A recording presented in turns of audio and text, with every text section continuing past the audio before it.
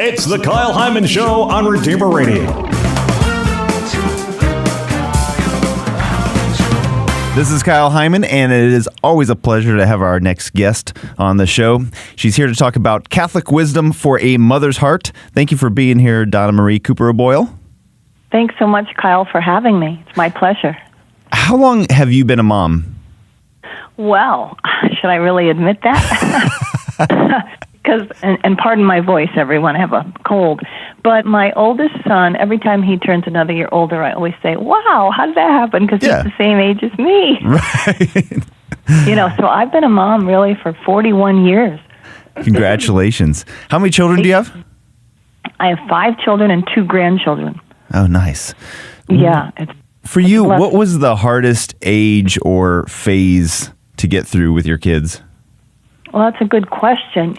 And you might be surprised at my answer because I never thought of the different stages as too difficult. Of course, they're difficult and there's sacrifice and pain involved in all of the stages. But the hardest part for me was actually ushering them out of the nest, seeing that empty chair across the dinner table when one of them went off to college or was old enough to be, well, the age went to college. But that was a real bittersweet pain in my heart. A mother's love is powerful, I'd say, and you need to let them go forward and with all that foundation of faith that you've established, hopefully and prayerfully in their hearts, and you have to let them spread their wings, and you have to trust God, and you still mother from afar, and even when your children are adults and have their own children, your mothering is still tenderly touching their hearts, and you see that they start imitating things that you did with them or, that kind of thing. It's very special. So, and our prayers never stop for our children, no matter how old they are. Mm-hmm. Your book, Catholic Wisdom for a Mother's Heart, made me wonder, where do you find wisdom, maybe particularly for motherhood?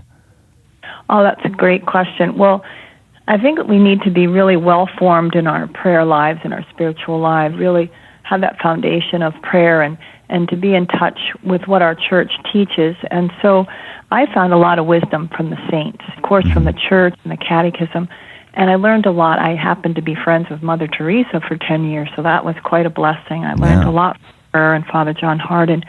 But what I like to do is, because I know moms are so busy in the trenches with raising little saints to heaven, really, and sometimes wondering if they've lost their vocation at the kitchen sink or in the laundry room or something, because they're so worn out and so busy and trying to keep everyone sane and safe and one another from not killing the other. So it's all-encompassing, and they don't really have the time maybe to pull out the catechism or to pull out this church teaching. And so I like to put it all in books and put it at their fingertips. I weave it all throughout these books so that they can learn about what the church says about different issues and to be edified and to feel dignified in God's beautiful, the dignity in God's eyes and the wonderful gifts that He gives all women, and that Catholic women can discover their gift and their vocation, hopefully, by reading something like this book. When you talk about a mother's vocation, how would you describe or explain the vocation of motherhood? Well, another great question. Well, it's such a beautiful vocation. It's not just, dishes, demands, and diapers, Sanctification actually happens at home, right, in our domestic churches, which is supposed to mirror the great church. We're supposed to have a little domestic church, a beautiful community of love, and we surround ourselves with sacred images and prayer and even music to lift the heart and to help remind the children of heaven and its rewards, and not just all the secular stuff and everything that bombards them from the culture. So within the nitty-gritty details of family life, and for a mother, between those pots and pans and diaper changes and the spills and the fighting and whatever's going on, and the joys too, of course, all throughout, that's when the sanctification process is happening. You're helping your children to become sanctified, to become little saints, and it's within using the virtues of forgiveness and tenderness and compassion and love. And a lot of forgiveness happens in the domestic church, or should happen, between siblings and parents, and the parents can mirror the beautiful virtues and to set those examples, because the children are watching. And also, we can raise saintly children in a single-parent household as well. Some families might think, well, forget it. I don't have the perfect family. That book's not for me. I'm not really so great a Catholic mom because, my husband left me, or we had to go through a terrible divorce or something like that. But I was a single mother for many years, and I still moved forward with my children and teaching them the faith. And so we need to help the single mothers who really need our encouragement and love, and also, if we are in that situation ourselves, to know that God knows our lives, He knows our hearts, and He's going to give us the graces to raise our children in the faith, and not to be afraid to reach out to others if you need some help. Yeah, definitely. In the first line of your introduction, you quote St. Pope John Paul II saying, "Motherhood is a woman's vocation. It is an eternal vocation, and it is also a contemporary vocation." Can you talk a little bit about the role of mothers being contemporary or different in today's time? And do you think it's easier or harder for mothers? Okay. Boy, that could take about an hour to answer. There's so much in that question. Well, the differences are we're not at the well. We're not meeting at Jacob's well to draw our water for our family like the Samaritan woman. And that was like a highlight of their day. They'd meet and chat at the well, not the Samaritan woman, because she showed up at noon to avoid others. And we're not necessarily chatting over the back fence or when we're hanging out our laundry or something like that.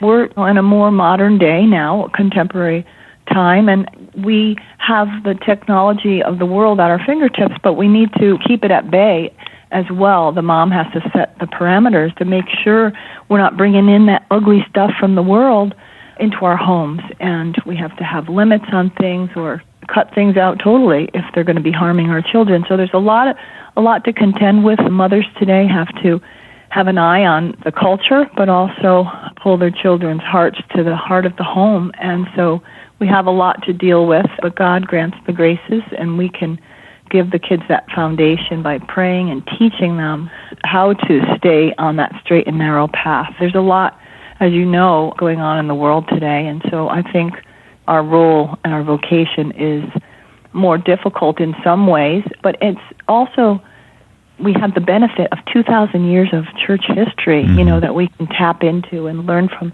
what our saints have been teaching us, our Holy Fathers. So we have that benefit. So we don't have to scramble like perhaps in earlier years trying to figure things out. We have a lot mapped out already, so we have that. We're talking about Catholic Wisdom for a Mother's Heart, a book written by Donna-Marie Cooper O'Boyle, who's joining us today to talk about it. And what are some of the things that were particularly challenging for you as a mother? Well, as I mentioned, it was when the kids leave the nest. It was hard for me. That was the hardest part for me, just because I loved having a home and it was time to go, and it was bittersweet. So that was my tough time. I speak to lots of moms in the trenches. They share with me a lot of their tough times.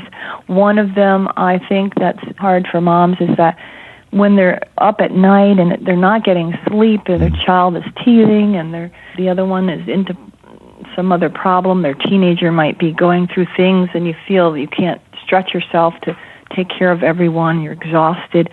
And some of these moms feel like they're ready to throw the towel in at times because it's just so much. And it is so much. There is a lot of sacrifice and pain involved in raising the children well. And as Mother Teresa always said, love hurts. Authentic love often requires sacrifice. Jesus had to die on the cross for us. A mother to give birth to a child, goes through those labor pains. And so to truly love, we do sacrifice. We say, okay, it's going to be for this time. We don't get a lot of sleep at night, but we try to take care of ourselves, and we try to be there for the kids and all their needs. So for those moms, I say, this too shall pass, but don't wish it all away. Try not to wish it all away and lose out on all those joys and those beautiful, tender moments in the night with your child, nursing or feeding your child. And yes, you're up, you're not getting your sleep, but there's a beautiful, quiet time to pray a decade of the rosary, or even more, while you're rocking your baby and the rest of the household is hopefully asleep, to see the joy and the blessing in it. It is a beautiful vocation, and God will grant the graces. We just need to remember to ask for them. Offer our days first thing in the morning offering. I think that's powerful because in that prayer, we're giving all of our prayers, works, joys, and sufferings to our Lord in advance of our day. We're getting up and saying, Lord, this day is yours, and you pray that morning offering in your own words or the formal way that I say, and you give the reins to God, and then whatever happens, you keep praying and raising your heart all day long and carve out times for prayer for the family and yourself. But when things go crazy, you have to trust God that the washing machine's overflowing and the dog just threw up on the carpet and this child is screaming and you're thinking, where's God right now? But you have to remember, these are little trials and tribulations, and we can offer them up like Our Lady of Fatima asked us to do for the conversion of sinners. She said, offer up these sacrifices and little things. So our Lord is there in all those moments, and we just need to take it in, calm down, say a prayer, and it will pass. Yeah.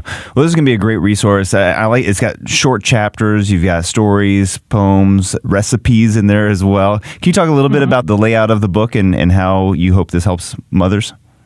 Sure. Thanks so much. Yeah, well, the chapters are short. I try to make it so it's something Mom could even read, a little bit, a few minutes before she goes to sleep at night. She could pick a chapter or go straight through. I end each chapter with original verses and poems, and also the church teaching is woven all throughout. I have a lot on the saints. Inspiring stories, I think, true stories of people I've met along the way. I share of my own life in here. And I think that's pretty much it. I'd like to go through a woman's mission, her dignity in God's eyes, her gifts, the fact that God has entrusted the human being to women. John Paul II speaks of this in Mulieris Dignitatem, on the dignity and vocation of women, and also in his letter to women. And some women might not realize this, that our high dignity in God's eyes, because they see other things in the world. But Jesus always transcended the norm of his culture at the time. He always treated women tenderly and lovingly, and this is how we should believe that our church, he started our church, and he's the one who says men and women are both beautifully equal in God's eyes. Women have beautiful gifts, and we could pick our heads up and not let the world tell us something different, that we're only as valuable as our paycheck or something like that, because raising little saints to heaven is something that there's no value. You couldn't put a value on that. It's just so important. It's essential, and parents are called to be that first and foremost educator of the children. Right. But I also mentioned redemptive suffering in this book, too, and living in the present moments, not to lament about yesterday or worry about tomorrow, but try to live right in that present moment. All right. Well, where can people get a copy of the book? You can go to my website, www.DonnaCooperO'Boyle.com or Donna-Marie Cooper O'Boyle.com, and Paraclete Press, of course. All right. Again, it's called Wisdom for a Mother's Heart, Catholic Wisdom for a Mother's Heart. Thank you so much for joining us today. I appreciate it.